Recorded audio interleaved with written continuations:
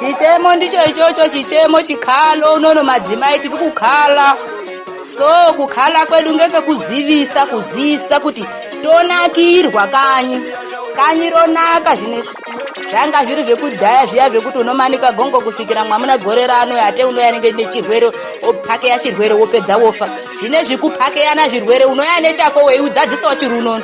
Kudzadzisa safunga kuti unourayi muntu. So tinoita kurumana, tinoita kuurayana.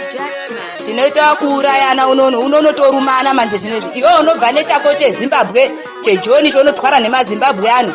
Isusu tinokupa chedu cheMosambiki unono.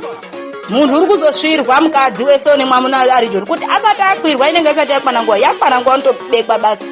Zvaguma musoro. Munhu akahambira kukwirwa panyika panapa kwete kuhambira koata basi kurinda muzi wemuntu. Meida magwarda mumuzi dzenyu, bekai magwarda mosiya makaisa vaisa vanochengeta mhatso dzenyu kwete kuchengetesa madzimai ana mukongo. Tiri kuzofumwa. Iwe weinyepa kuti kai ndiri kubasa weiata padera pemisa unono misa uri kuapa padera pedzimai. Mwakamata vaisa vanoenda Joni muri imbwa dzevantu ana mabwarara.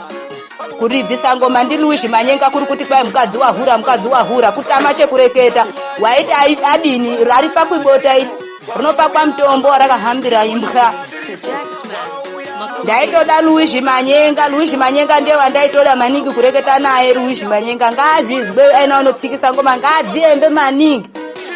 Aembe nepari vakadza vasokoti kuzosvirwa ngenyaya yekuti ena ronoridza ngoma azvimbokoreri izvozvo.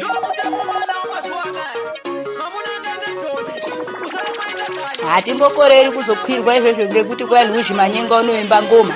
Unoemba yatodarika. Ende dzinovhepa manje dzamacheso ndo dzanga dzisikavhepi ngoti inogara yatorira vhiki rimwe yatopera tokosvirwa toenda mberi. Munhu wese uri kanyi unono mwamuna uri Joni so kuzosvirwa chete. Anenge asati asvirwa uchakatomata. Angwara kuti kudai azozvona kuti ndiri gwarda ndiri kuchengeteswa muzi. Unokwirwa. Chihambire unochiziya. Chihambire muntu unochiziya. Mambhedha nemamumovha zvinyi zvakona kuti kwai unoshanda mambhedha nemamumovha nemamumhatso zvinoshandei usingakwiri mukadzi kanyi unono weigara nemamujamba bhodha eZimbabwe. Wochembera kuchembedzwa ngezimuntu rakagara Joni reibara vana vari riri Joni ngekuzoita gwarda uno akuchina gwarda vabhire kuti magwarda akuchina endesa magurupu mweshe akuchina gwarda kanyi unono wakati pikarara kugwarda basi mahala nena gwarda unosiya pachibhanga oenda kumbohura mushango. Iwo wakangwariswa zimuzi remuntu. Mazvidhoma ngemazvidhoma. Kutambudzika ngemazvidhoma ngekurinda mazvidhoma rona reita mare reifuma kuti mujonu. Iwe weitambudzika. Nemare yakona awipu auryi. Sendai mumagurupu mweshe vaisa ndove ndinoda maningi vaisa vari kuridzisana Louis Manyenga nana Chitsama wavo nana ani wavo ana moyana wavo anoridzisa mangoma. Umaumbwa.